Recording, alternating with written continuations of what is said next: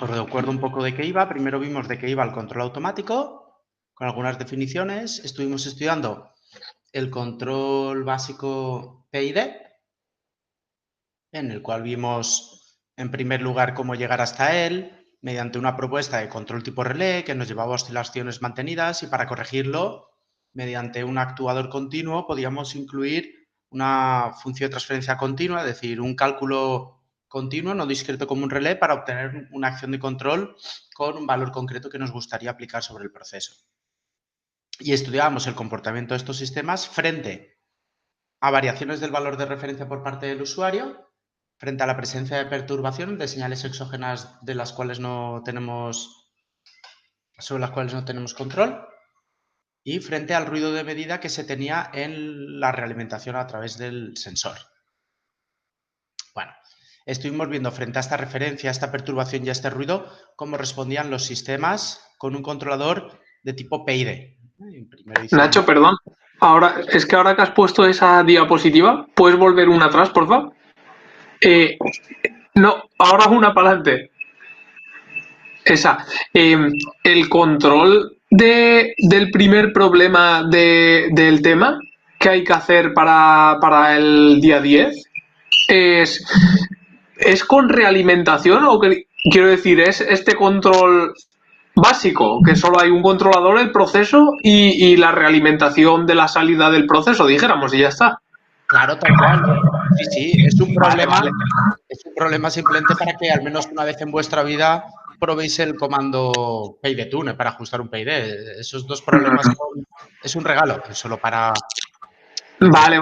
Es que como el que tú hiciste de ejemplo en clase, dijéramos, era mucho más completo, yo lo leí y dije, uy, este es solo escribir 3 líneas de código ahí en MathCAD, en MATLAB. Y entonces me pareció raro, pero vale, eso era. Pero esto pasa con todos los problemas del cuestionario. Todos los problemas del cuestionario pido una cosa concreta, pero en las clases de explicación explico todo lo que se puede llegar a hacer. Es decir, lo hago al revés. En vez de explicar poco y los problemas son chunguísimos y ya os apañaréis, lo hago al revés. Explico un montón de cosas, pero luego pido cosas muy pequeñas. Vale, perfecto. Muy bien. Vale, gracias, Nacho. Bien. Bueno, entonces, eso que comentamos, que teníamos 3 señales exógenas: la referencia, la perturbación y el ruido de medida, y estábamos estudiando cómo mejorar este control, pero en primer lugar estuvimos haciendo un análisis de cuando esto es un control sencillo PID, cómo respondía frente a referencia, para seguirlas, para que la salida valga lo mismo que la referencia al cabo de un tiempo, frente a perturbación, para que la salida mantenga su valor en el valor de la referencia a pesar de la llegada de nuevas perturbaciones, y el ruido de medida, que también separa la salida del valor que nos gustaría, pero no es el gran problema. El gran problema del ruido de medida en este caso es que en los actuadores, que son elementos normalmente mecánicos que se mueven, genera vibraciones. Y ahí teníamos la respuesta frente a una referencia, de manera que el controlador consigue que la salida siga la referencia. Cuando es de tipo rampa, pues sigue a esa referencia, pero con cierto error, a no ser que el propio proceso tenga integrador, en cuyo caso esto vale infinito, con lo cual tenemos aquí 0, es decir, que esto acaba ahí. Ante perturbación escalón, de manera que volvemos al sitio, y ante perturbación rampa, de manera que ahí sí haya o no integrador en el proceso, nos quedamos separados del valor de la referencia, que aquí en estos dos casos, que aunque no lo pone, se supone que está en 0. Bueno, ante ruido de medida, aquí teníamos un dibujito de cómo se amplificaba el ruido de medida, y el tema de la robustez, que consistía en alejarnos del punto -1 y que lo íbamos a medir con el margen de fase, que era una medida angular a partir del punto -1, trazando un círculo con origen aquí. Bueno, estuvimos viendo cómo diseñar el controlador PID, recordando técnicas experimentales,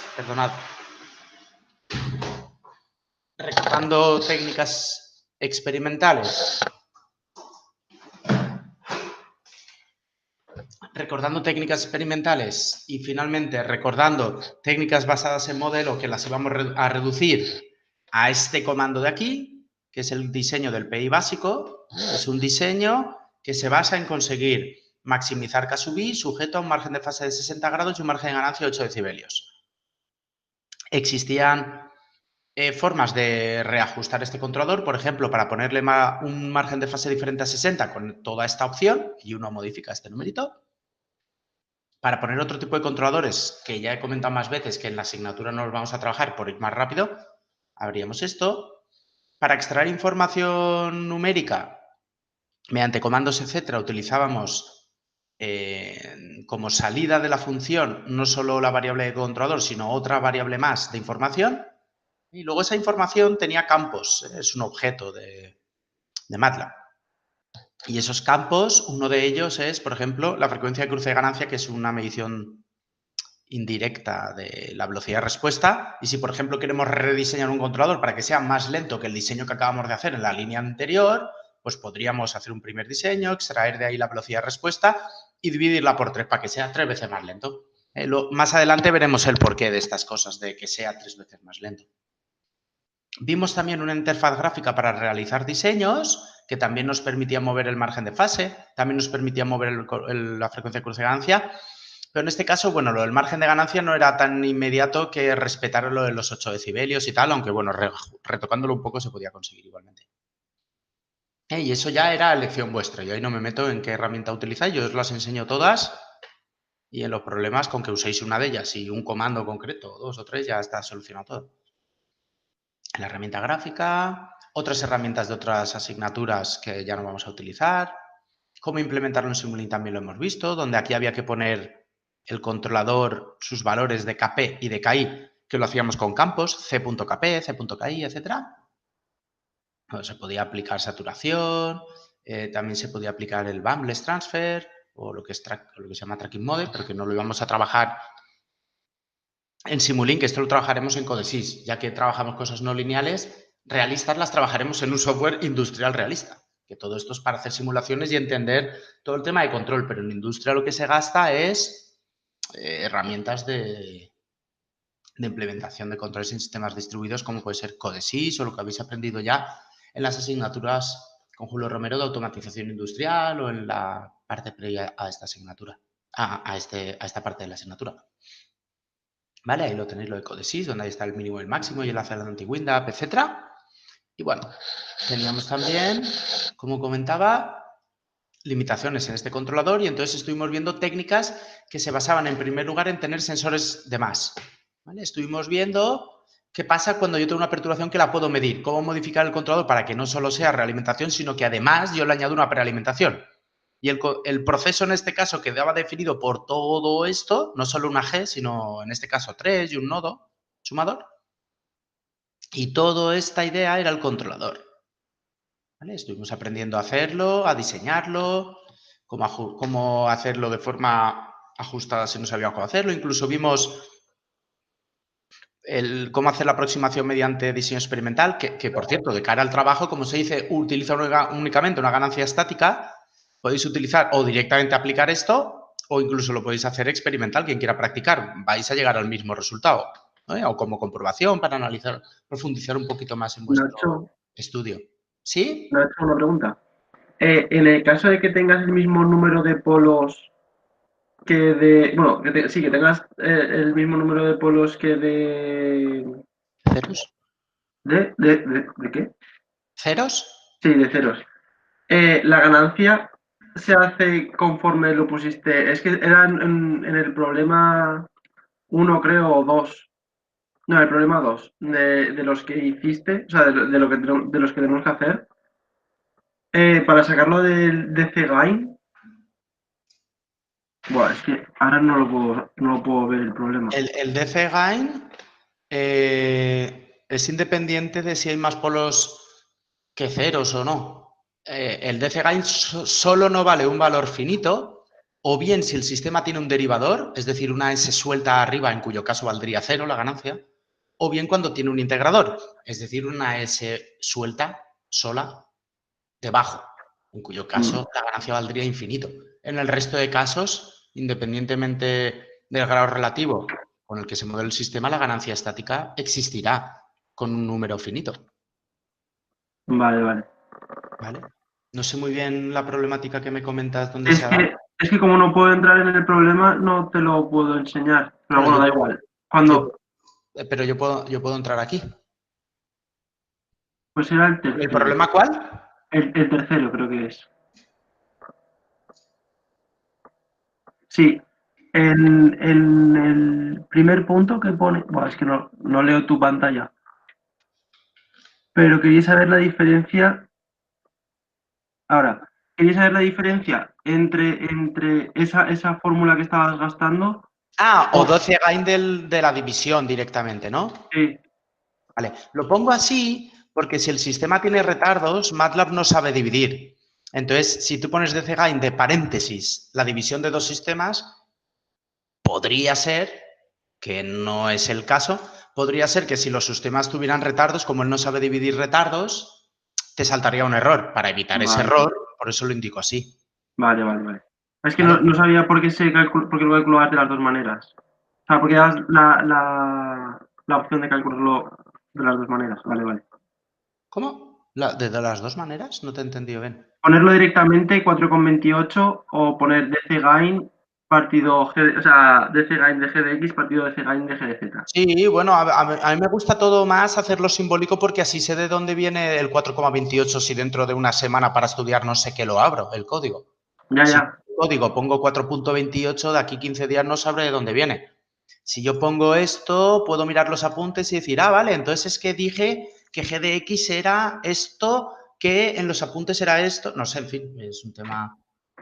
Sí, no, que yo, pues eso, a la hora cuando estaba haciendo que dije, ostras, no sé por qué, o sea, no sé si va a estar bien calcularlo directamente o con el dcgain, o sea, con la fórmula esa. Vale.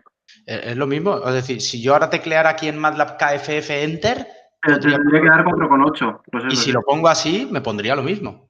O sea, esto es solo para el código, para visual, pero en memoria, al acabar la ejecución de esta instrucción, en memoria en MATLAB, se queda esta variable con un número asignado. Un número, no una expresión simbólica. Ya. ¿Vale? Vale. Otra cosa es en tu código, que sirve para el autoestudio, ¿qué prefieres ponerte? Si esto, que nunca sabrás de dónde vino, el día de Pues, mañana para preparar el examen, o esto. pues dcgain. Vale. ¿Vale? Ujú. Bueno, como os comentaba, esto para practicar, si queréis repetir el ejercicio haciéndolo de forma experimental para comprobar que efectivamente también se puede obtener, porque es como lo haremos en el laboratorio, veréis que dará exactamente lo mismo. Y si no os da exactamente lo mismo, es que algo no estáis viendo bien de lo que se está haciendo, me podéis preguntar y así estudiar un poquito más. Bueno, estuvimos viendo ejemplos prácticos de utilización y vimos incluso cómo extrapolar esto a multivariable en estas transparencias. Bueno. Pasamos ya a otra técnica, que es de lo que iba la sesión que tenemos que hacer hoy. Tenemos, a ver si nos da tiempo, a hacer dos técnicas y aprobarlas. Ahora que ya nos manejamos más con MATLAB y con Simulink, esa parte iré un poquito más ligero que los otros días, que cada menú, cada tal, pues lo iba explicando. Ahora se supone que ya hemos tocado MATLAB, ya habéis hecho algún problemilla, ya hemos tocado Simulink, ya habéis hecho algún problemilla, con lo cual simplemente como herramienta de cálculo ya no hay nada nuevo. Y ahora sí que ya es incrementar los contenidos, por fin, de control de lo que va la asignatura un poco más ligero. Lo digo por si hasta ahora habíais visto un poco de lentitud de la evolución de la asignatura, era por hacer converger muchas cosas. Contenidos teóricos viejos, nuevas herramientas, nuevas propuestas de control. Para hacer converger todo eso, pues ha costado. Pero a partir de ahora vais a ver que esto ahora parece que va a ir más rápido, asumiendo que ya habéis practicado con MATLAB y Simulink, claro. Bien, vamos a ver otra técnica de control en cascada. La idea es que este controlador se aplica cuando tenemos una variable principal a controlar y luego hay dos variantes. Una, cuando tenemos varios sensores, que es de lo que va este tema, ¿lo veis? Y extra, esta sección Y extra. Pero también se aplica cuando tenemos varios actuadores, ¿de acuerdo? Que es de lo que va la siguiente sección. Lo digo porque esta frase ya nos habla de que el control en cascada, así tal cual en general es como se usa siempre el nombre, pero realmente, si entramos en detalle, hay dos tipos de control en cascada. Lo que sí que los diferencia los controles en cascada es que hay un controlador principal, que es el que se encarga de la tarea de verdad importante, y otro secundario, que es para apoyar, bien para unas cosas, cuando es este caso, o bien para otras, cuando es este caso, como luego veremos. Y el concepto, a diferencia de lo que habíamos hecho hasta ahora con los controladores, es que hay un controlador cuya salida, es decir, el cálculo que realiza ese controlador, lo que antiguamente llamábamos acción de control directamente, el cálculo, ya no tiene por qué ser una acción de control, sino que puede ser la entrada que va a otro controlador. Entrada en el sentido de las señales que le llegan a un controlador PID. ¿Qué señales le llegaban a un controlador PID? La referencia y la medición.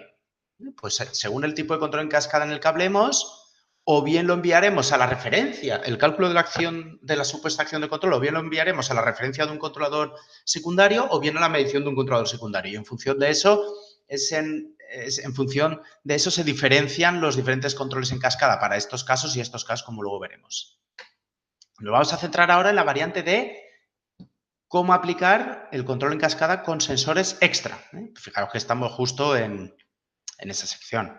La salida de un regulador lo enviaremos a la señal de referencia de otro controlador que irá detrás. En el caso de actuadores extra, que es la variante que veremos más adelante, la salida del regulador, es decir, el cálculo que computa el regulador, se aplicará al proceso, pero a su vez se utilizará como medición, digamos, de otro controlador, como luego veremos. Bueno, entonces con esto conseguiremos mejorar prestaciones y robustez del sistema, como luego veremos. Y vamos a centrarnos ahora en el control en cascada clásico, que es el de control en cascada con mediciones adicionales. La idea es la siguiente. Tenemos un sistema sobre el cual podemos modificar una acción de control. Se ve que hay alguna perturbación por ahí, pero no podemos medirla, ni siquiera sabemos si está. Y tenemos dos sensores disponibles, dos mediciones que no son de la misma señal. Diremos que Y1 es la señal principal, la que de verdad hay que controlar, la equivalente a la que hasta ahora habíamos nombrado Y, por ejemplo. Bueno, pero esto es para esta transparencia, que en otro caso a esto se le puede llamar Z y a esto W o a esto Y2 y a esto Y1. Bueno, entonces esta sería la señal principal que queremos controlar y el control normal consistiría en coger esta señal y realimentarla a un controlador, de manera que este diera ya la acción de control directamente. Pero bueno, en el control en cascada lo que hacemos en lugar de eso es intercalar antes del proceso otro controlador que lo que hace es controlar una segunda señal de la cual tenemos una medición. Ahora bien, las condiciones para que tenga sentido la aplicación del control en cascada son las siguientes. Bueno, tener dos sensores, evidentemente, y que no sean la misma señal realmente, y que el controlador principal realimente la señal que de verdad es de interés y que el controlador secundario realimente una segunda señal que esté relacionada con la salida, de alguna forma, pero sobre todo, y esto es lo importante, que tenga una implicación más directa con la perturbación de lo que la tiene la señal que queremos controlar. Es decir, la idea de medir esta señal y poner aquí un controlador es la misma que hacíamos con el control por prealimentación, que era medir la señal de perturbación y anticiparnos a su efecto por este canal. Bueno, pues ahora la idea es que no podemos medir la perturbación y queremos hacer algo parecido, pero en lugar por este canal directo, que era muy fácil, hacerlo por este canal indirecto, con una señal que estaría aquí, digamos, y que está relacionada con la perturbación. ¿Vale? Esta señal nos habla, digamos, entrecomilladamente, nos habla de la perturbación antes de lo que lo hace esta señal. Pensad que si aquí hay un retardo y aquí hay otro, bueno, o constantes de tiempo y aquí otras, la perturbación cuando llega hace cambiar Y2. Y el propio cambio de Y2 es lo que hace al cabo de un rato cambiar a Y1. Con lo cual Y1 tiene información desfasada del hecho de haber aparecido ahí una perturbación. Sin embargo, Y2 tiene una información más actualizada. Con lo cual lo que hacemos es, con este sensor extra que tenemos de esta señal que hay por aquí en medio, diseñamos un primer controlador, que es un controlador supuestamente rápido. Bueno, realmente esto de rápido y lento no es que tengamos que forzarlo nosotros, simplemente es que evidentemente la dinámica de esta señal en general siempre va a ser más rápida que esta, puesto que esta propia señal es la que genera la otra señal. Con lo cual, para que ésta se mueva, tiene que haber pasado un rato después de que ésta se haya movido. Con lo cual, esta siempre evoluciona más rápido que esta. Eso, el hecho de que esta señal evolucione más rápido, de forma natural, nos lleva a que aquí hay que poner un controlador rápido. Aunque ponga el nodo sumador tan grande y C2 tan Tan separado, recordad que toda esta caja es el controlador PID, el hecho de realimentar, comparar y calcular.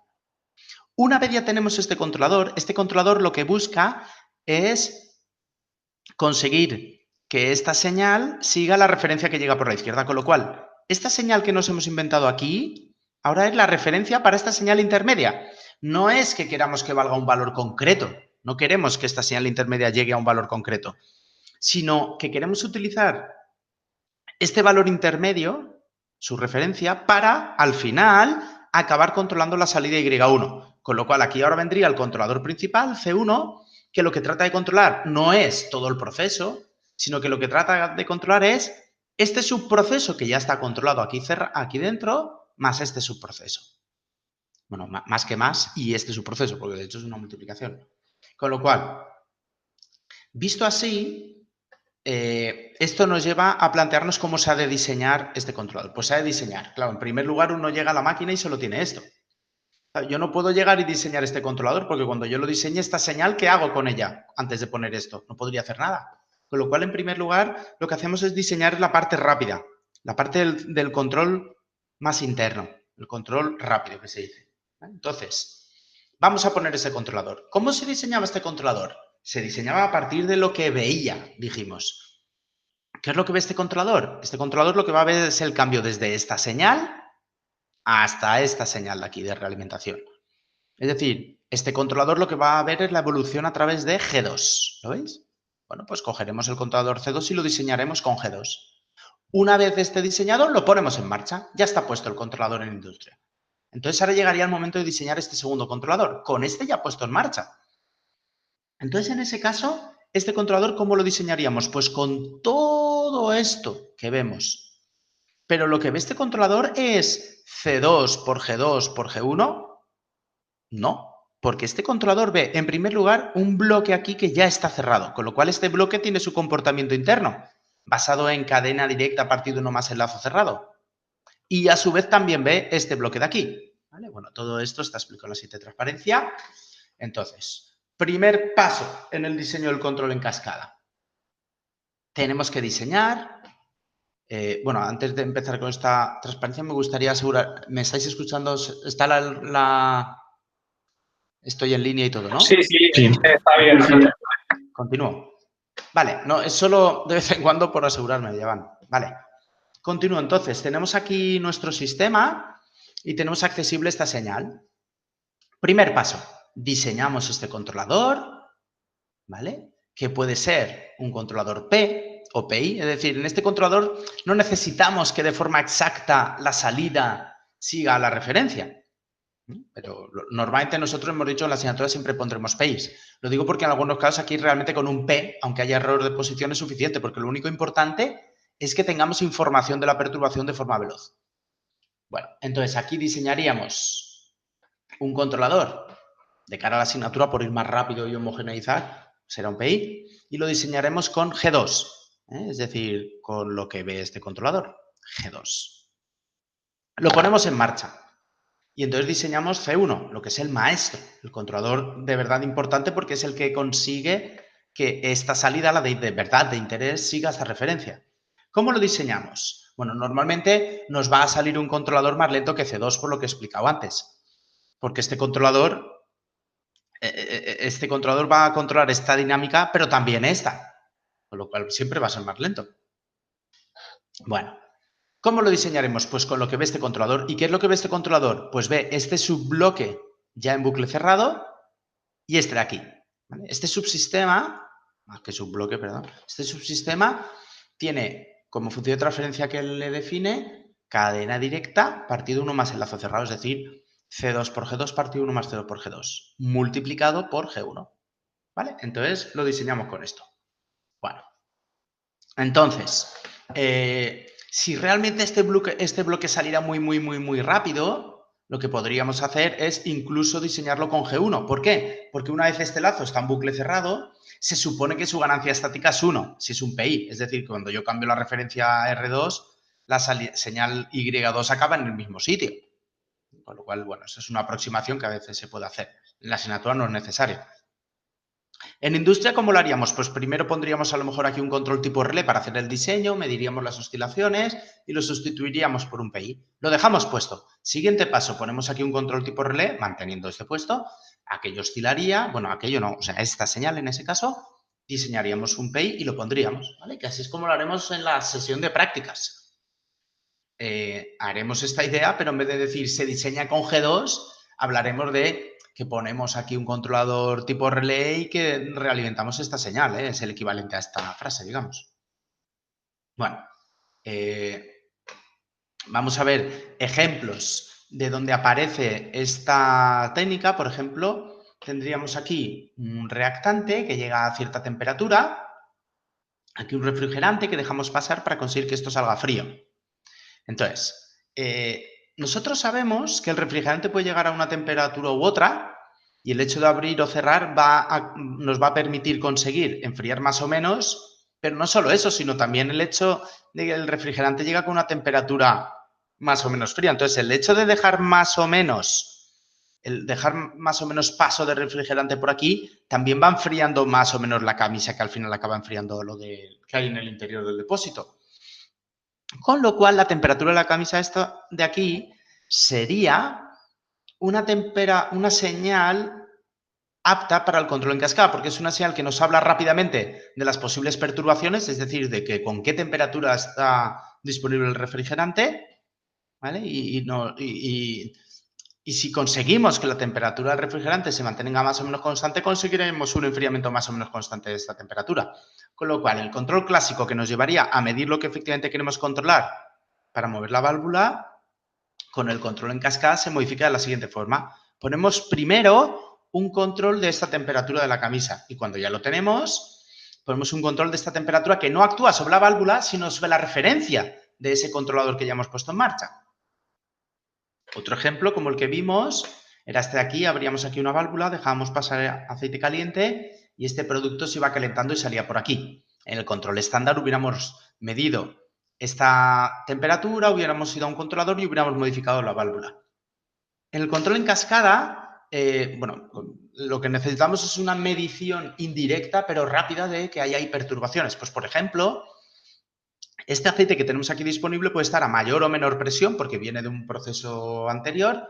Entonces, la apertura o cierre de la válvula va al final va a llevarnos a que tengamos más o menos caudal y con lo cual más o menos transmisión de calor. Con lo cual, si yo soy capaz de medir este caudal, estoy midiendo de forma indirecta la presión del aceite disponible. Con lo cual, yo puedo hacer primero un control de caudal aquí con la válvula y a posteriori el control de temperatura que realmente me interesa lo pongo en marcha, pero no para regular el valor de apertura o cierre de la válvula, sino para cambiar el valor de referencia del caudal que requiere este controlador de caudal, ¿vale? Bueno, esta idea de aquí, donde el bucle interno, mediante un caudalímetro, modifica directamente una válvula, esto en industria, química sobre todo, es decir, en todo lo que hay en el polígono del Serrallo, en BP y V, que son las grandes industrias de Castellón, donde está todo lleno de reguladores PID, esto es lo más común. Siempre que hay una válvula,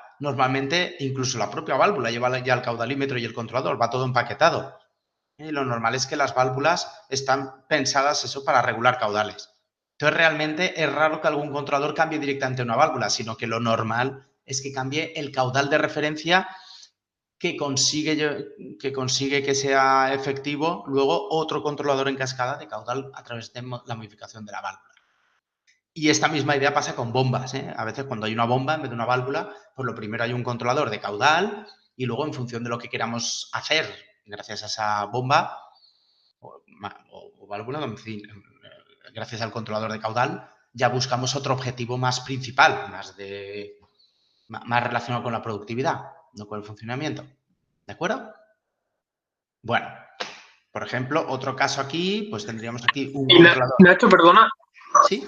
En cuanto a... Porque has dicho que esto se vende ya, dijéramos, todo empacado, ¿no? Es todo el mismo sistema cuando lo compras. Bueno, no siempre. Son las válvulas muy caras, digamos. Es decir, no siempre. Es decir, las válvulas van por un lado, los sensores de caudal pueden ir por otro. los controladores de caudal pueden ir por otro lado. Vale. Pensaba que era todo. La manipulación de la bomba puede ser en sí un motor, pero todo Vale. se puede llegar a empaquetar y vendértelo como válvula controladora de caudal que está pensada ya directamente para recibir un mensajito o una tensión en voltios del caudal que te gustaría que pasara a través de esa válvula. Vale. Pero hay diferentes formas de conseguir válvulas en el mercado. Pero uno puede conseguir de forma suelta una válvula, de forma suelta un motor que se engancha en la válvula para motorizarla, de forma suelta un sensor de caudal, de forma suelta un PID industrial, cablearlo todo, en fin. Vale. No sé si he respondido así. Sí. Pues te avanzo. Otro ejemplo, un controlador de nivel donde tuviéramos aquí una bomba que alguien está modificando por lo que fuera y nosotros mediante aquí una válvula manipulable por nosotros ponemos un controlador de caudal y el controlador de nivel no modifica directamente la válvula, sino que modifica el caudal que conseguimos modificar con ayuda de este controlador de caudal. Bueno, esto mismo se tiene siempre, o sea, siempre en el controlador, en el control de motores mediante variadores de frecuencia. En industria tenemos infinidad de motores, motores para posicionamiento, motores para mover cintas transportadoras, motores para actuar sobre bombas, para mover válvulas. Pero en la mayoría de los casos los motores no van con un enchufe a la luz. O bien van con algún controlador discreto, como puede ser pues, los contactores, que los encienden y los apagan, etcétera. O con un controlador continuo, que es lo que se conoce como variador de frecuencia o el driver del motor, que esto lo habéis estudiado en las asignaturas del estilo electrónica de potencia o máquinas eléctricas, si no estoy confundido, tanto en el grado como en el máster en la asignatura previa de instrumentación. Es así, ¿no? ¿Habéis oído hablar de variadores de frecuencia? Sí. Bien, pues un variador de frecuencia siempre tiene dentro un control en cascada. De hecho, puede tener varios. Tenemos normalmente un primer control muy interno de la variable que más rápido evoluciona, que es la corriente, porque para la evolución de la corriente, digamos que solo entra en juego la parte eléctrica del sistema, la que tiene constantes de tiempo al orden de milisegundos. Entonces, primero hay un controlador de corriente, o lo que es lo mismo, control de par, al fin y al cabo, que está relacionado. Luego, por fuera, hay un controlador de velocidad, que decide qué corriente queremos en el sistema. Y a su vez el controlador de corriente es el que finalmente decide qué tensiones tiene que generar el inversor, ¿no? El variador de frecuencia, al fin y al cabo.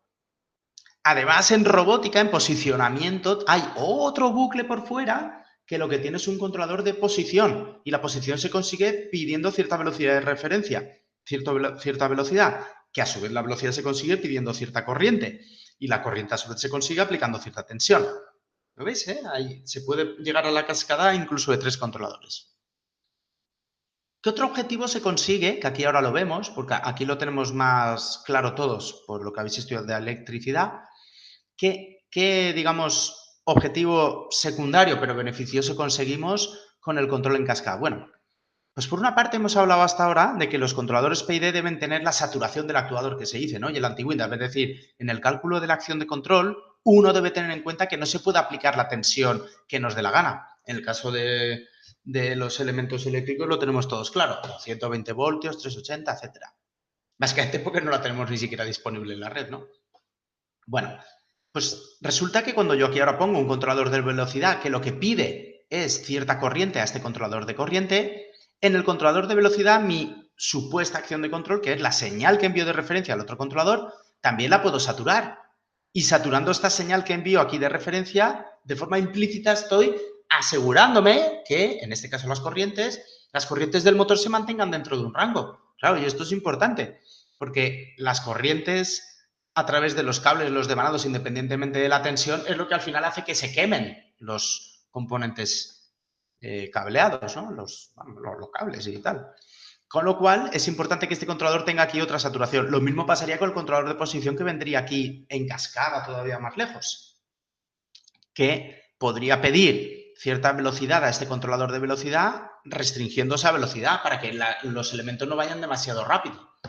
Por ejemplo, pensando en robótica, normalmente Los robots tienen que posicionarse. Puedes hacerlo lo más rápido posible, es decir, enviando aquí la señal que te dé la gana, o hacerlo con cierta velocidad para permitir que el sistema asegure ciertas prestaciones, cierta seguridad, etcétera. ¿Vale? Bien. Bueno, ¿cómo haremos esto en MATLAB? En Simulink, pues pondremos dos controladores PID y lo importante es que primero diseñaremos este controlador y lo implementaremos. Este realimentará la señal rápida, no rápida, la intermedia. Y luego diseñaremos e implementaremos este segundo controlador, pero la acción de control que este devuelve irá a la referencia del siguiente controlador. ¿De acuerdo? Bueno, entonces, recordad, esta saturación habla de aplicar la acción de control dentro de los límites permitidos, pero esta saturación habla de conseguir de forma implícita que esta señal Y2, que puede ser lo que sea, no salga dentro de ciertos límites, ¿vale? Finalmente aquí está la referencia de lo que realmente interesa, que es esta señal. ¿De acuerdo? Bueno, esto mismo en Codesys, el bloque de PID tiene esta pinta que ya lo veremos el lunes en prácticas, y simplemente lo que es la salida, el cálculo que realiza el primer PID, el principal, lo enviaremos a la entrada de otro PID donde tiene aquí el setpoint. Lo veis que ahí está el setpoint, pues simplemente lo enviaremos. Estos huecos en blanco los hace Codesys de forma automática, digamos, fijaros, ¿no? Que en esta zona, como a la izquierda hay un controlador, no pone señales porque quedaría todo muy aborregado, simplemente. Pero este bloque y este es el mismo. Si digamos que borráis mentalmente toda esta zona cuadrada, esto y esto son dos controladores PID. Bueno, vamos a continuar con lo que hicimos el otro día, que fue resolver el último examen que hemos hecho para trabajar los diferentes tipos de problemas. ¿Vale?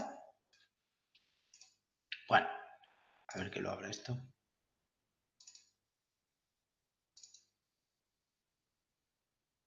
Este es el que hicimos el otro día.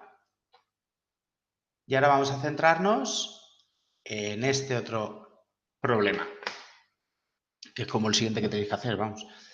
Tenemos un sistema con estas funciones de transferencia y dice que queremos controlar esta salida Y2 haciendo uso tanto de la señal Y2 como de la señal intermedia Y1, ¿vale? Actuando sobre la acción de control U. Bueno, todo eso supuestamente para minimizar el efecto que tiene la perturbación D. Ahí nos dice que simulemos las respuestas ante escalón unitario, la referencia y en la perturbación, y que comparemos la respuesta con un control PI estándar en el que solo se midiera Y2 para actuar sobre U. ¿Vale? Bueno, si os fijáis bien, bueno, el problema es muy similar al que teníamos el otro día hecho. Vaya, ahora me costará abrir.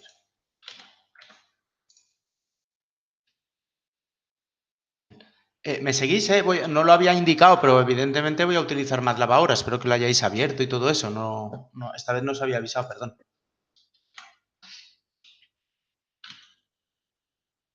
Nacho, ¿Sí?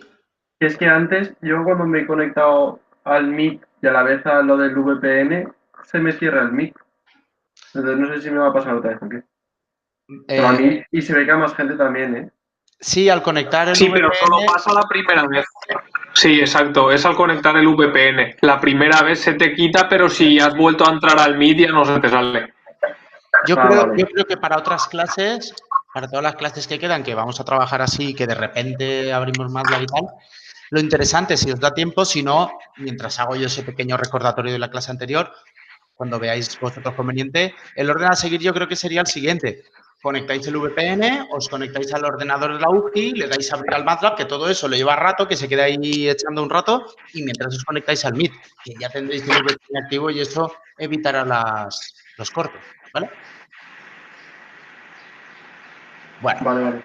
fijaros, aquí tenemos lo que hicimos el otro día, que era un control estándar, luego pusimos un control por prealimentación y luego un control por prealimentación estática para compararlos. Bueno, no sé cuál era cuál de los dos, pero eso es lo que hicimos el otro día. No, en este caso, el problema lo podríamos tratar desde cero, pero por ir un poquito más rápido, si os fijáis, el enunciado es el mismo. 4, 2s al cuadrado, 3, 3s, 4s. 4, 2s cuadrado, 3, 3s, 4s, ¿no? Es el mismo enunciado, ¿vale? ¿Qué significa esto? Que realmente aquí puse ejercicio prealimentación, pero bueno, le voy a cambiar el nombre para seguir trabajando ahí. Pues ejercicios, examen, febrero 2020, por ejemplo.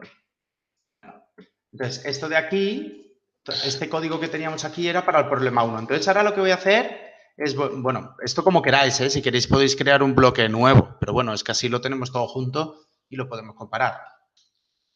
Bueno, para crear bloques de código reconocibles y que sea más fácil moverse entre trozos de código y reconocer dónde estamos trabajando, podéis utilizar el comando doble porcentaje. Que fijaros, con el doble porcentaje yo aquí ahora puedo poner, por ejemplo, problema 1.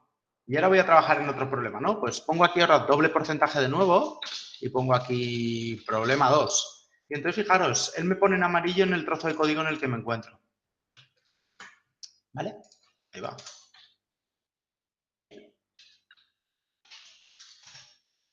Bueno, entonces, el enunciado es el mismo, no tengo que volver a copiarlo porque como le voy a dar aquí a run, lo ejecutará todo, ¿eh? No tengo que volver a ejecutarlo. Esto es del otro día, el otro día como era la explicación estaba más separado, ahora lo empaqueto más, ¿vale? Para que no hago bien. Bueno, esto de aquí es común, con lo cual no lo vuelvo a ejecutar. Y ahora vamos a lo que toca. Entonces, ¿qué es lo que toca? Lo que nos toca es reconocer este diagrama de bloques con los apuntes.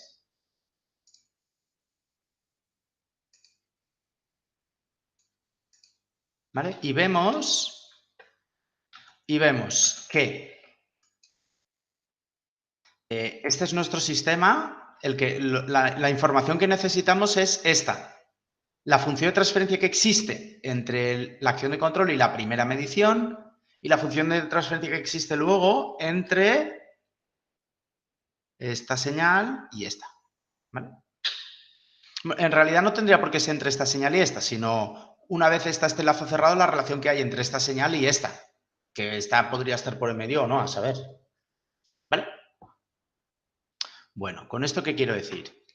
Que realmente para el diseño esta función de transferencia no hace ninguna falta. Para las simulaciones sí, para ver qué pasa ahí, pero para el diseño no. ¿Vale? Entonces, fijaros que lo que aquí pone como G1 en los apuntes sería G2, ¿vale? Ay, perdón. Lo que aquí pone como G2, a ver, ahí, espera. Lo que en el enunciado pone como G1 en los apuntes es G2. Por otra parte, aquí en los apuntes la perturbación entra al lado de la acción de control. Aquí entra de otra manera, entra por otro lado, pero bueno, eso nos da igual. La cuestión es que esto hable rápido de la perturbación. Y lo que en los apuntes, esta función de transferencia G1 y esta Y1, aquí esta es G2 y esta Y2. Cambia un poco, ¿no? Pero lo importante es entender dónde va el controlador y con qué lo diseñamos. ¿Vale? En este caso de aquí. ¿Me permite pintar esto o no?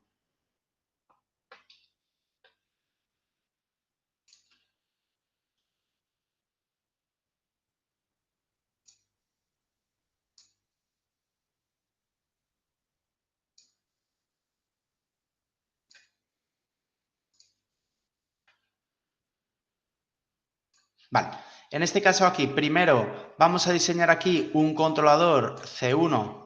Ahí va, espera, que no era aquí, era en este. Vamos a diseñar aquí primero un controlador C1 que lo que haga sea realimentar esta señal. Este es nuestro objetivo. Y luego diseñaremos un segundo controlador C2 que vendrá por aquí y que servirá para controlar esta señal. ¿Vale? Esta señal que entrará por aquí será la referencia de Y2. Es decir, lo que queremos que haga Y2, que viene por aquí. Y esta señal de aquí será la referencia de Y1. ¿De acuerdo? Nacho, ¿y te da igual que ¿Perdón, qué? Perdona, que te da igual que la perturbación se produzca antes del G1? Sí, eso no afecta. Vale. Porque, de hecho, tú en tu máquina, realmente, tú solo ves esta señal, en una máquina tú solo ves esta señal, tu válvula, por ejemplo, y esta de aquí, que sería, yo qué sé, un nivel o una temperatura, y esta de aquí, que sería, yo qué sé, un caudal o algo. O sea, pero tú no sabes esto ni siquiera cómo entra en una máquina real. Lo que pasa es que en la asignatura mezclamos cosas de modelar y simular con diseñar. En la práctica industrial no tienes las Gs, ¿vale? El concepto que tenéis que tener claro es que la asignatura, de cara a que poderlo practicar todo sin complicarlo todo mucho, tiene una parte de hacerlo todo con sistemas lineales, de manera que los diseños son matemáticos, lo del comando PIDTune y tal, pero por otra parte la asignatura tiene un enfoque realmente práctico, que vosotros tenéis que hacer esa traducción de que yo diseño con G1 con yo diseñaría tras haber hecho un experimento que me explique esta señal cómo cambia en función de esta otra. Ese es el concepto, ¿vale? No sé si esto ha quedado claro, esto último. ¿Vale? Esto trataba de responder el qué pasa si la perturbación entra aquí o aquí, es que realmente eso ni lo ves en la práctica. Vale, gracias. ¿Vale? Que de esa misma idea viene también a explicar por qué en el caso del control por prealimentación, si os acordáis, expliqué esta forma práctica de hacerlo, porque en industria realmente es lo que puedes hacer. O sea, esta caja gigante G puede tener un montón de funciones de transferencia para explicar cómo la salida I cambia en función de P y de U, a saber qué hay ahí dentro. ¿Me explico? Entonces, bueno, pues un experimento que se puede hacer es este. ¿Vale? Bueno, seguimos avanzando. Entonces, ha quedado claro lo que vamos a hacer, ¿no? Este primer controlador, que va a depender de esta señal, y este otro controlador que va a depender de la realimentación de esta señal. Bueno, como veis, ahora empieza aquí a liarse las cosas, ¿no? De que si G1, que si G2, ya la cosa empieza a perturbar un poco. Entonces ahí, por lo que va a ir creciendo la asignatura, hacemos un pequeño parón de herramientas, digamos, otra vez, pero en este caso es un tema de nomenclatura, ¿vale? Bueno, pues a partir de ahora, cada vez que tengamos una señal, por ejemplo, esta de aquí, bueno, cada vez que tengamos una señal le vamos a tener que dar algún tipo de nombre, sino que viene ya dado, como aquí, y las funciones de transferencia, que a lo mejor estarán con números y tal, vamos a tener que empezar a interiorizarlas con cierta nomenclatura. Bueno, GD1 realmente nos habla de, si os lo pensáis bien, habla de cómo cambia Y1 cuando cambia 1. Esa es la definición de función de transferencia. Con lo cual, esta función de transferencia, yo recomiendo nombrarla, por ejemplo, así.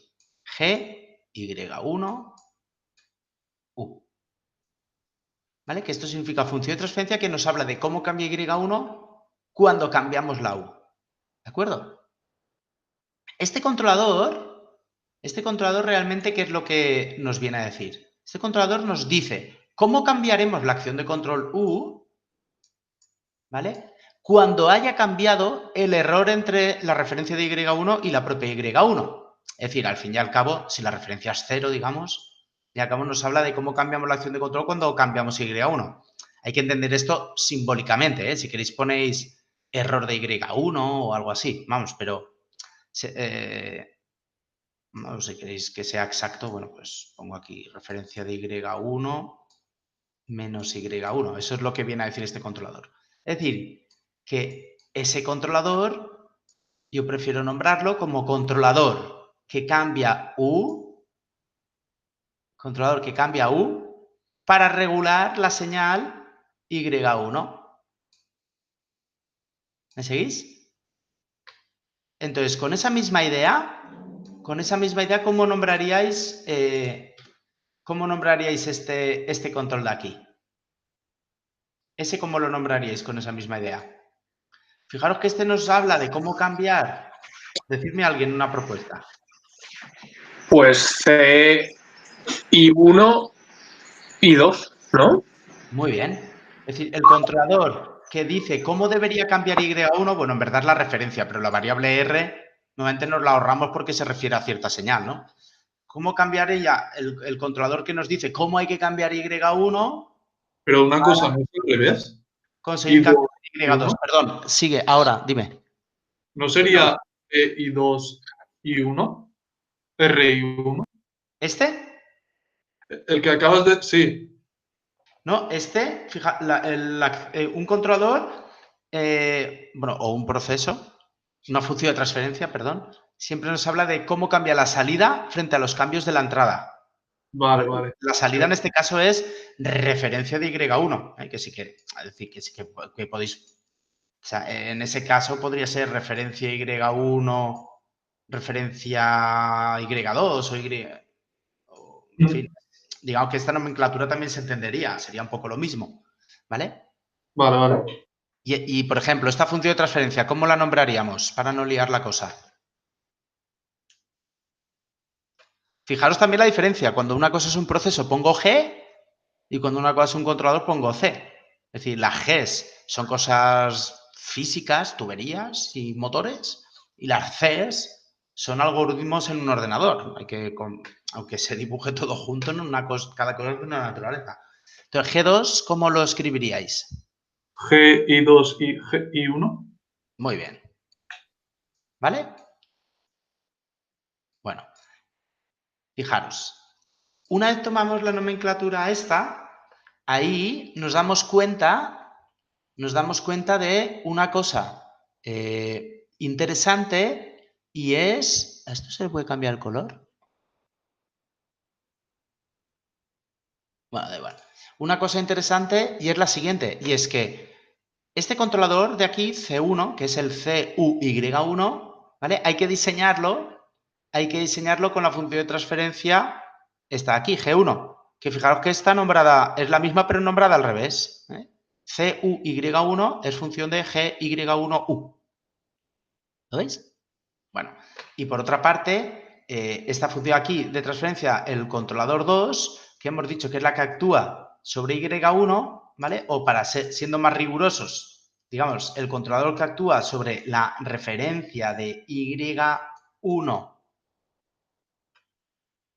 cuando cambia Y2, ¿no? Si ya nombramos directamente así el controlador, todo esto más o menos sería lo mismo, pero digamos que el óptimo sería este, de nomenclatura. De los tres, claro, con esa misma idea, ¿este controlador de quién va a depender? Este controlador habrá que diseñarlo en función de, sin ni siquiera mirar el diagrama de bloque ya lo podemos saber, en función de GY2, RY1. ¿Lo veis? ¿La idea? Siempre darle la vuelta a los índices estos, ¿de acuerdo? Claro, ¿eso quién es? Bueno, pues esa función de transferencia es la que nos dice todo este comportamiento en bloque de aquí, ¿no? ¿Cómo cambia Y2 cuando yo cambio la referencia de Y1, que es esta señal que tenemos por aquí? Adiós. ¿Está clara esta idea? ¿Vale? Sí, ¿y cuándo podemos asumir que es lo suficientemente rápido como para despreciar el bucle cerrado que hay en medio? ¿O no lo hacemos nunca y ya está? No lo haremos. No lo haremos. En esta asignatura no, porque como hacemos todo con MATLAB, eso lo hacíamos en la asignatura de sistemas automáticos, porque como se utilizaban herramientas un poco más manuales que hay que escribir a mano cada numerito de la función de transferencia, por ahorrar un poco les decíamos que se podía hacer esta simplificación y de hecho les pedíamos hacerla, que era casi más un lío para intentar reconocer lo que simplificas y tal. Aquí directamente lo ponemos siempre todo y ya está. ¿Vale? Vale, vale. Bueno. Con lo cual, ¿cómo haríamos esto de forma ordenada? Bueno, pues en primer lugar, yo me reescribiría, que de hecho lo hubiera hecho ya en el problema del otro día, ¿vale? Pero el otro día, bueno, había que acabar aquel problema y ya está. Primero me escribiría esta función de transferencia, ¿no? La G1 yo la reescribiría así. GY1U, que, bueno, como ya la tengo escrita el otro día, es G1, pues no hace falta que la vuelva a crear. ¿eh? La pongo así y ya está. ¿No? G2 la podemos reescribir como GY2, Y1. GY2, Y1 es G2. Lo tenemos definido ahí arriba. Bueno, finalmente, ahora diseñaríamos el controlador C1, que en vez de C1, que es una cosa así muy generalista, yo le llamaría así, CUY1, el controlador que actúa sobre el actuador U para modificar el comportamiento, para conseguir modificar el comportamiento de Y1, es decir, a partir de las mediciones de Y1. CUY1. ¿vale? CUY1, pondríamos aquí ahora pues PI de Tune de GY1U. Y fijaros esta idea, como ya esto le he llamado así, al controlador al final acabo llamando al revés. De manera que no me voy liando, porque esto llegará un momento que tendremos en un ejercicio 8 funciones de transferencia con mogollón de señales, todas liadas, y si no empezáis a ser ordenados en la nomenclatura, morimos todos. ¿Vale? Bueno, haríamos ese primer diseño. ¿Y el segundo diseño cómo se haría? El de C2. C2 que hemos dicho que en lugar de C2 lo óptimo sería llamarle el controlador que va a modificar la referencia de Y1 a partir de las mediciones de Y2, ¿no? ¿Y este con qué hemos dicho que se tendría que diseñar? Se tendría que diseñar... Con el bucle cerrado y G2. Muy bien, ¿vale? Que eso, si queréis, en vez de poner aquí directamente todo el rollo, yo me gusta ser más ordenado y poner primero aquí esa explicación, que es la función de transferencia que nos dice cómo cambia Y2 a partir de los cambios de la referencia de Y1. Este sería el nombre de esa función de transferencia de todo esto, ¿no? Y hemos quedado que sería lo que queda en bucle cerrado, C1 por G1 partido 1 más C1 por G1. Que C1 por G1, bueno, en realidad es esto por esto partido 1 más esto por esto. ¿Vale? Y luego por esto de aquí, G2, que hemos quedado que es GY2, Y1. ¿Vale? ¿Alguien se acuerda qué es lo que dije que había que hacer cuando teníamos chorizos así?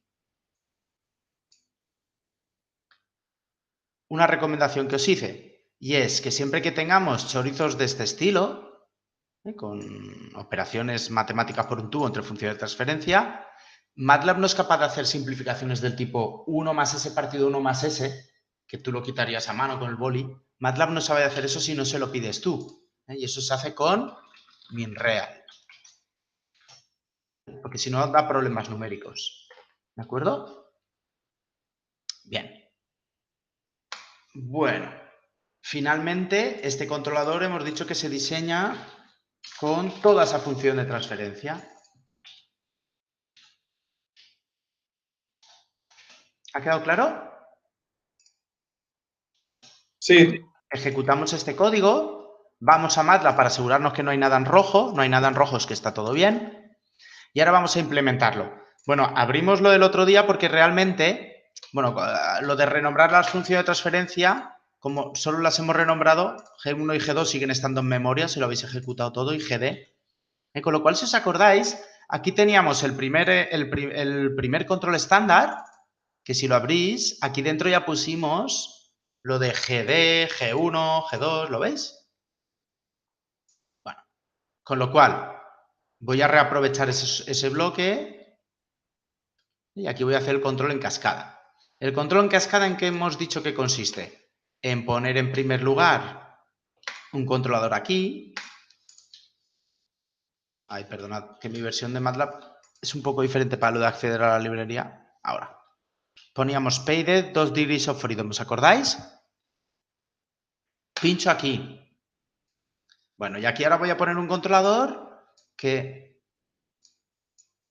fijaros, la acción de control va a ir a U y lo que medimos hemos quedado que es, voy al enunciado para no liarla, es Y1, ¿lo veis? Entonces realimento Y1. ¿De acuerdo? Y por aquí vendrá la referencia de Y1.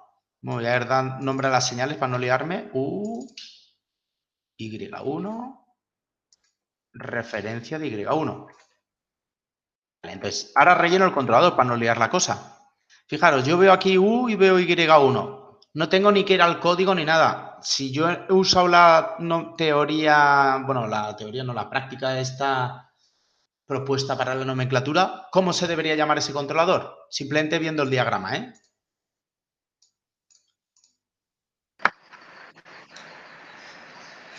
CURY1. No, CUY1. Ah, claro, sí. Sí. Siempre atendemos a esto de aquí, que es lo que realmente cambia. Esto se supone que normalmente es constante, ¿vale? Vale. CUY1, ¿vale? Bueno, entonces venimos aquí, control de tipo PI, y aquí CUY1.kp. cuy1.ki. ¿Vale? Eso es lo que dijimos que poníamos y el resto nos lo tocábamos para ir más rápido. ¿De acuerdo? Ahora, ¿qué es lo que hacemos? Poner otro PID. Bueno, arrastro este con el botón derecho para ir más rápido. ¿Vale? Y este controlador, según lo que hemos propuesto, va a recibir la señal Y2 y te recibirá una nueva señal de referencia de Y2. Pues le meto aquí la señal Y2, lo pinto un poco más bonito, para que parezca lo de los apuntes, digamos. Aquí pongo Y2. Y aquí debe recibir una señal que llamaremos referencia de Y2. Y visto así el controlador, visto cómo lo implemento, ¿cómo se debería llamar este controlador? ¿Alguien me lo dice? CRI1 y 2. Muy bien. Vale. Entonces, CRI1 y 2. Muy bien.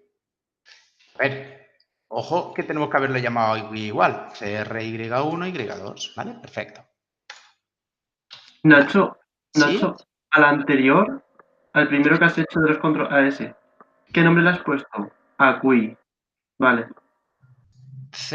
Bueno, QI no, o sea, hay que entenderlo como C de controlador, U de señal U y Y1. Sí, lo había entendido, pero O es sea, que será Cui. intentar leerlo con el sentido de cada letra, no en plan como si fuera un intento de palabra. ¿Vale? O sea, no, aquí no pone QI, aquí pone C de controlador, U de señal U y Y1. C, U, Y1. Tendríamos que leerlo así. ¿Vale? Bien, que si alguien se aclara más visualmente cuando los nombréis, poniendo aquí, por ejemplo, algún tipo de subrayado, digo en MATLAB, a la hora de generar la variable, si así os lo veis mejor, lo ponéis. ¿Vale? Bueno, pues este sistema vamos a probarlo y vamos a someterlo a las mismas cosas que el otro día. A una referencia para la señal aquí, la copio de aquí del otro día para no tener que volverla a hacer. El tema de los tiempos ya está pensado del otro día. Esta señal de perturbación que estuvimos probando también la pongo aquí, para que sea la misma para todos los experimentos. ¿Vale? Y luego teníamos por aquí, bueno, voy a copiar todo este sistema que lo que hacía era, bueno, borraré ahora estas cosas. Es que vosotros no teníais que hacer esto, era por mi versión de MATLAB, creo. Vosotros con tener scopes con 3 entradas lo teníais ya resuelto. Bueno, la cuestión es que voy a poner en este scope 3 señales, así, o 4 incluso, a lo mejor, que interesen. La referencia de Y2. Recordad que si vuelvo a hacer clic en el cable, me pinta la variable para no perderme. Y2. Voy a poner también la referencia de Y1, la U, la D, ¿vale? Voy a poner 1, 2, 3, 4 señales más, ¿vale? Así lo vemos un poco todo. D. Voy a poner 4 señales más. Tengo 3 más 4, 7. Vale. Voy a poner aquí la perturbación D. La señal Y1. Pasado aquí. ¿Vale? Luego voy a poner también la U y la RY1. Bueno, me ha sobrado alguna más, no sé qué más quería poner, ya no me acuerdo. Pero en verdad ya lo tengo todo.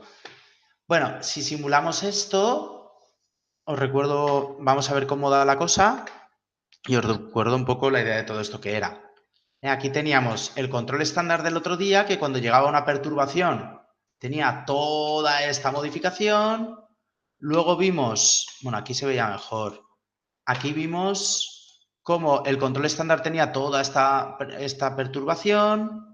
Luego vimos con la prealimentación estática la perturbación, como mitigábamos un pelín su comportamiento, y con la prealimentación dinámica y las aproximaciones que correspondieran, teníamos esto de aquí. Bueno, pues ahora tenemos otra propuesta más, que sería esta. Vamos a ver, lo que pasa es que aquí ahora tengo todas las señales. Necesitaríamos alguna leyenda o algo.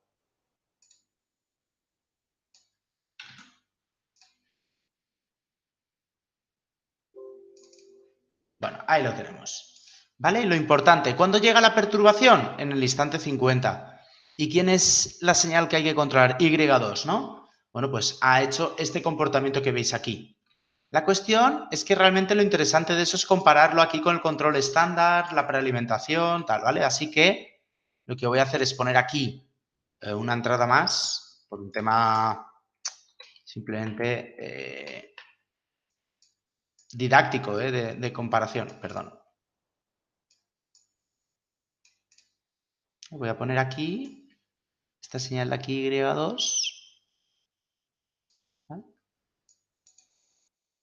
Que esta sería la que pone Y2 es el control en cascada, ¿vale? Para compararlo simplemente.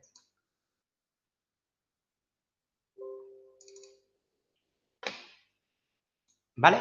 Bueno, pues el control en cascada ha ido un pelín mejor, ha ido mejor que no hacer nada con la perturbación y ha ido un pelín mejor que la prealimentación estática, pero no tan bien como la prealimentación dinámica, claro. Si puedo medir la perturbación en sí misma, es lo mejor, claro. Esto ha sido un intento a través de una medición indirecta, ¿vale?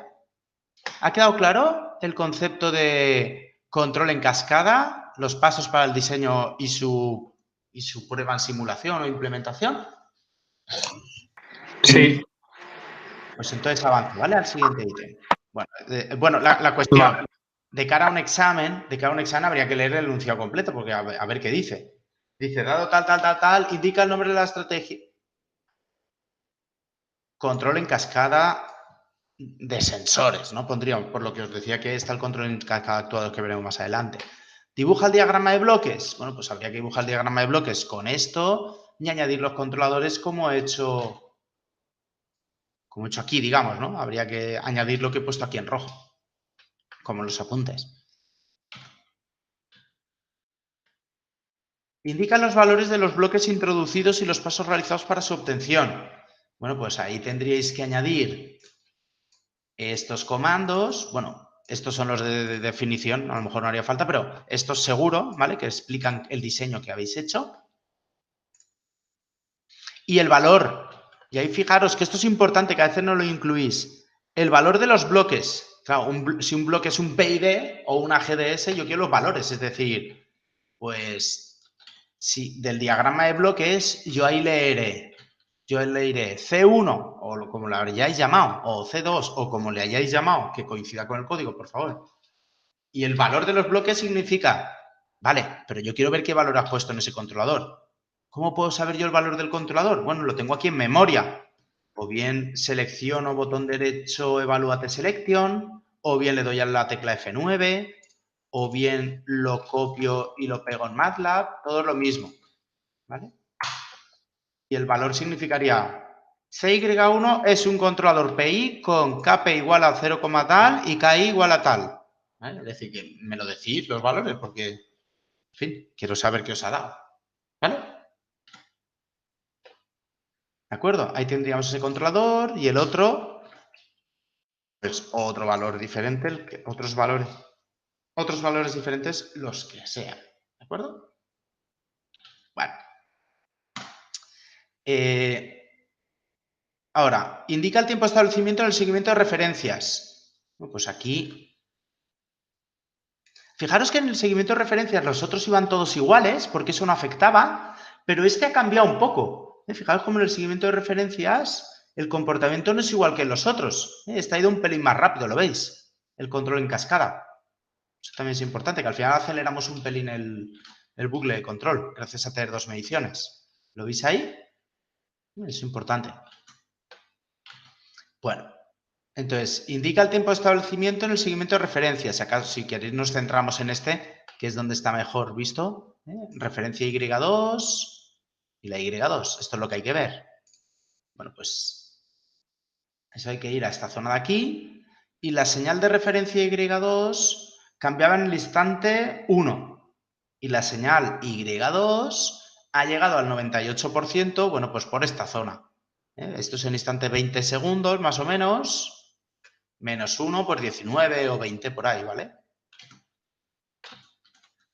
Eso es lo que habría que poner aquí. Por 19 o 20.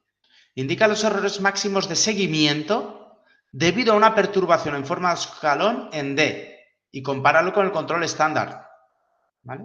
Bueno, pues la propuesta de control en cascada nos ha llevado... A ver, eso lo teníamos en... Perdonad que lo busque un momentito. Aquí es donde teníamos todas las comparativas.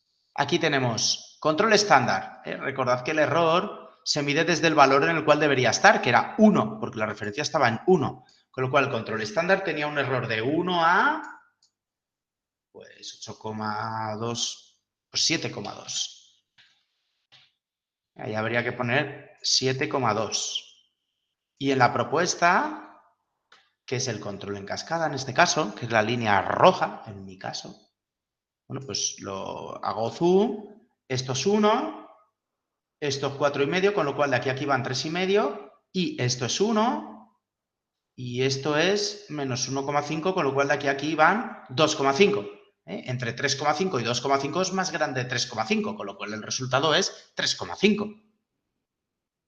Fijaos que dice error máximo en valor absoluto.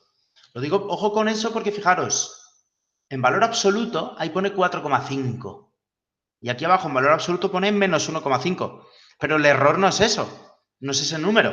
El error es la distancia desde ese número al valor de la referencia, que estaba en 1. Por eso la salida hasta ahí. ¿Vale?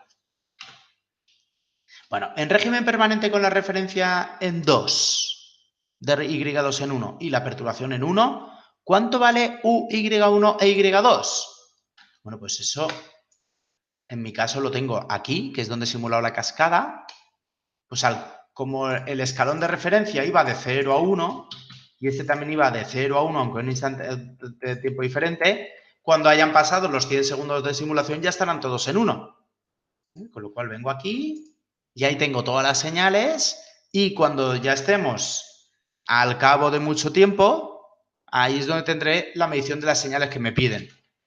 Me pedían el valor de U al cabo de todo ese tiempo. Bueno, pues la U está aquí en azul fuerte, pues, no sé, hago zoom aquí, menos 0,90 y no sé cuánto. Bueno, pues lo copio ese valor. 0,916, lo que sea, pues lo copio. Valor de Y1 y valor de Y2. Bueno, el valor de Y2, si lo habéis simulado bien, es evidente, ¿no? ¿Quién me puede decir si la referencia de Y2 está en 1 y todo eso está bien hecho? ¿Cuánto valdrá el valor de Y2 en régimen permanente? ¿Hay que medirlo eso? 1. 1. Y luego, por otra parte,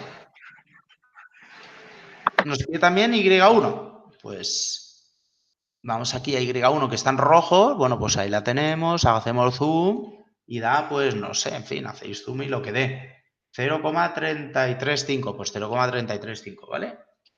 Pero no le den muchas vueltas porque yo todos los resultados los miro así, entiendo el margen de error. Solo son unidades. Es decir, para mí no es lo mismo 0,3 que 0,7 o que menos 0,3, pero para mí sí que es lo mismo 0,32 y 0,36. La cuestión es que está en el orden. No quiero que... En fin, son comprobaciones y tal, no se trata de que vaya a ningún lado ese cálculo, ¿vale? ¿Está clara la idea?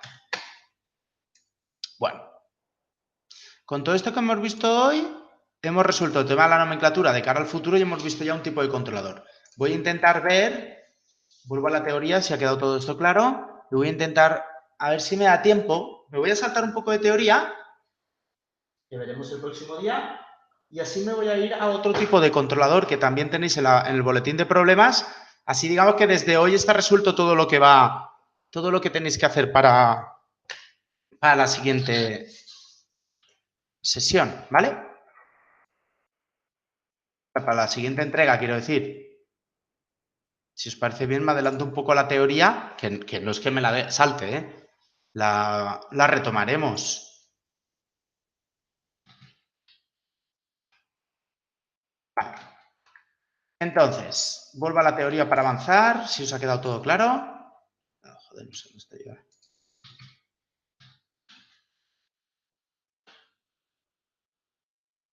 Perdona, porque se me ha quedado algo ahí en pantalla completa. Ahora. Vale, ya estamos. Bueno, pues me voy a ir a justamente el otro tipo de control en cascada. Es decir, el tema lo tengo separado por tengo sensores de más o tengo actuadores de más. Voy a saltar un momento a tengo actuadores de más, ¿vale? pero en concreto a una técnica cuando tengo actuadores de más que se llama control en cascada de actuadores, que es lo que se conoce como mid-range control. En este caso, tenemos un proceso en el cual hay disponibles dos actuadores, normalmente será una bomba y una válvula, y una única medición. La idea es que tengo un control tradicional estándar PID, con un actuador, que va bien, y con esto ya controlo, pero lo que voy a hacer es uso de un segundo actuador que se supone que es más lento, más pesado, que interesa no moverlo mucho, pero que nos puede ayudar a conseguir que este actuador, que es rápido y responde rápidamente cuando se le pide la referencia o la perturbación, que este actuador de media esté en cierto valor. De esta forma, cuando lleguen perturbaciones, si de media siempre está en cierto valor, tendrá bastante rango por arriba y por abajo para rechazar perturbaciones. Y este simplemente se tiene que mover lentamente para que este a la larga acabe estando en ese valor, ¿vale? Es decir, tenemos ahora una referencia para lo que es la salida de interés del sistema y otra referencia para lo que es el valor medio en el cual queremos que esté este actuador a la larga. Con lo cual, este controlador es rápido y este no es que nos dé lento como antes, es que este lo tenemos que diseñar a propósito lento, ¿vale? Porque este tiene que seguir haciendo lo que hacía y este no debe molestar a este de aquí. Este se usa solo lento y también porque se supone que este actuador es pesado y lento y su objetivo no es cambiar rápidamente, ¿vale? Bueno, entonces, fijaros, diseñaremos primero, ahora se hace del revés, ojo con esta idea, primero el controlador rápido, teniendo en cuenta aquello que ve, y aquello que ve, ¿qué es? Bueno, aquello que ve conforme a este diagrama, que esto podría ser un 1, o esto un 1, o esto un 1, si solo hubiera una flecha, ¿vale? Bueno, entonces, este controlador lo diseñaremos con lo que ve, que es G1 por G3, ¿de acuerdo? Una vez este controlador esté diseñado y puesto en marcha, diseñaremos este controlador. Y ahí ven lo interesante. ¿Qué es lo que ve este controlador? Este controlador ve lo que hay desde esta señal hasta... por aquí, hasta esta de aquí. ¿Veis la idea? Claro, pero ahí hay un bucle cerrado, con lo cual, lo que ve este controlador está claro, G1 por G3, ¿vale? Y lo que ve este controlador, ¿qué será? Pues será cadena directa G2 por G3 y por -1 y por C1, ¿vale? Y uno más cadena, lo que esté en bucle cerrado, que es esto de aquí, C1 por G1 por G3, ¿vale? Ahí tenéis las fórmulas de lo que acabo de decir. Primero diseñamos C1 con G1 por G3, ahí lo tenemos, y luego C2 lo diseñamos con lo que acabo de decir, cadena directa, G2 por G3 menos C1, todo esto, partido 1 más el lazo cerrado. Ahora bien, este obligatoriamente debe ser más lento. ¿Cómo se hace lo de más lento? Pues bueno, diseñamos el primer controlador extrayendo la información. Concretamente de esa información sacamos la frecuencia de cruce de ganancia, ¿vale? Y el segundo controlador, bueno, primero obtenemos la función de transferencia y el segundo controlador lo diseñamos en función de esa función de transferencia, pero le pedimos que sea 3 veces más lento. Bueno, realmente, si no poniendo esto y de forma natural ya es 3 veces más lento o incluso más lento, ¿por qué? Pues porque el diseño así lo requería, ha tocado eso, ¿eh? En ese caso no hace falta ni que lo obliguéis, pero en caso de que eso no se cumpla, sí que habría que ponerlo, ¿de acuerdo? Bueno, quedan 10 minutos. Voy a hacerlo, digamos, de una forma bastante dinámica, a ver si a tiempo luego para dudas y si no, como tendríais el vídeo disponible, lo podéis volver a ver, ¿vale? Lo digo para que voy a intentar conseguir que en los 10 minutos que me quedan tengamos resuelto también este problema. Así ya, desde ya, podéis trabajar para hacer los problemas que os he pedido de cara al domingo, ¿vale? Bueno, voy al problema de examen en cuestión, este, y dice... Voy a ir bastante más ligerito que antes.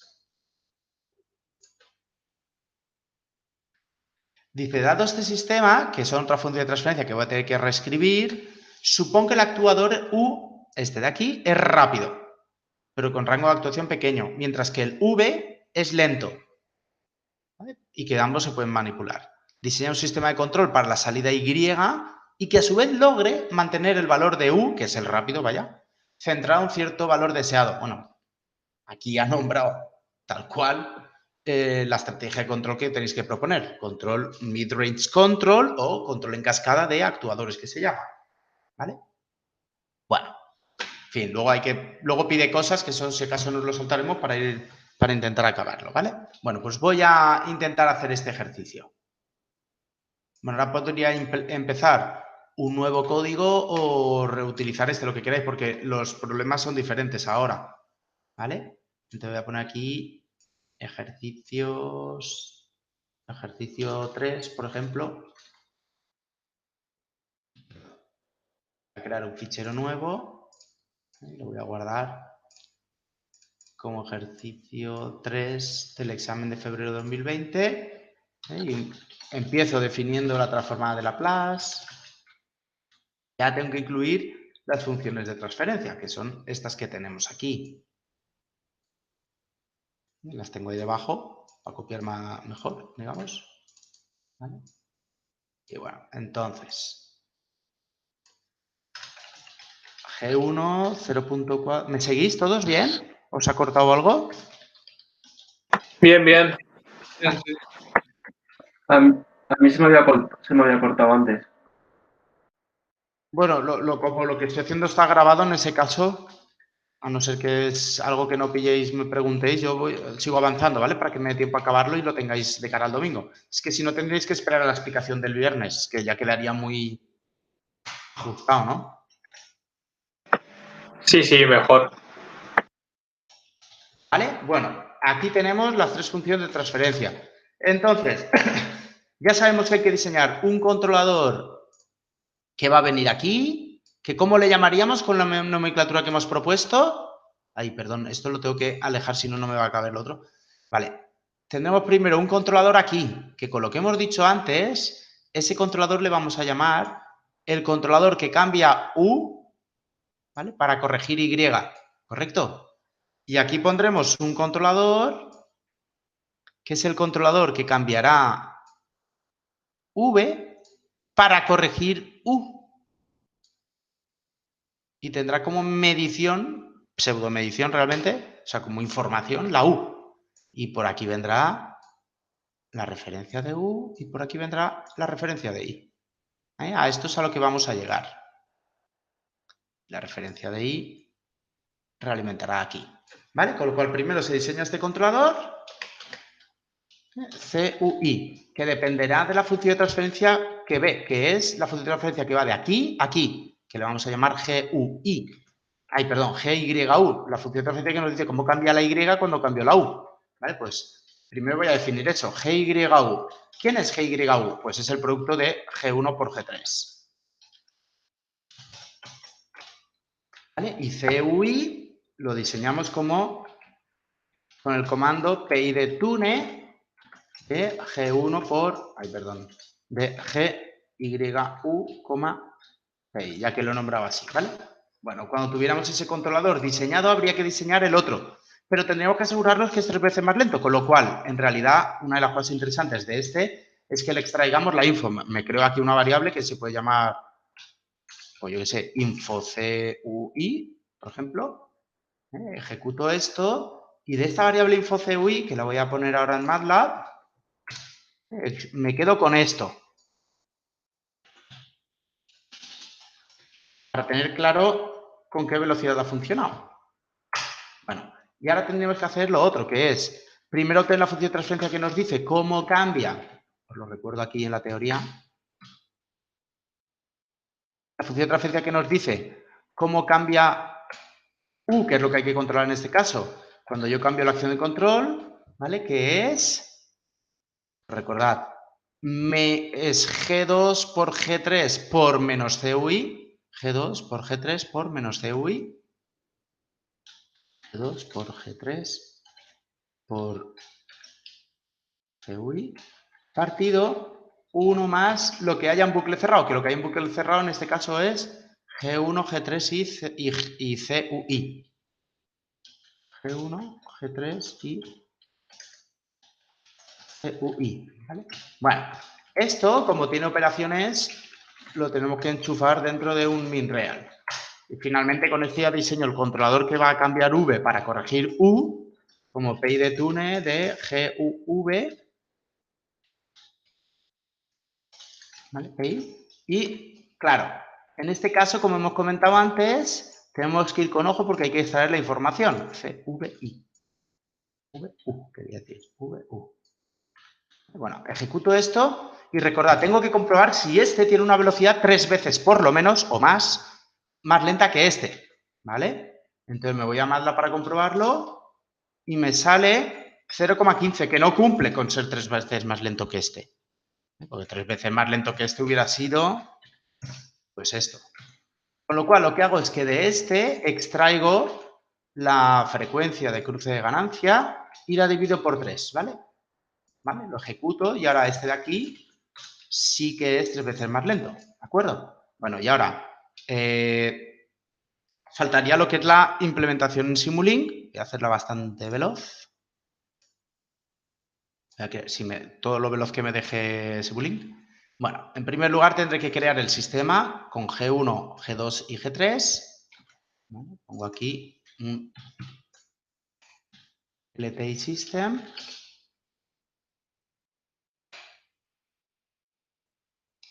Con G1. Y otro con G3. Ahí va. Otro con G3. Aquí arriba otro con G2. Aquí tengo que poner un nodo. Ahí va. Aquí tengo que poner un nodo sumador. ¿Vale? Que bueno, voy a poner un signo por aquí, otro por aquí y aquí nada. Uno.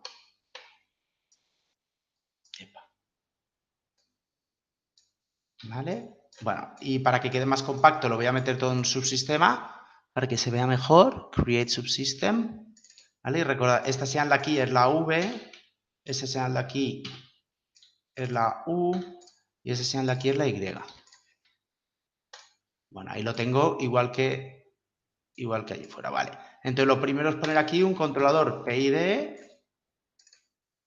que nos permita controlar la señal que toca, que es la U con ayuda de las mediciones de Y, ¿vale? Y aquí pondremos cierta referencia luego.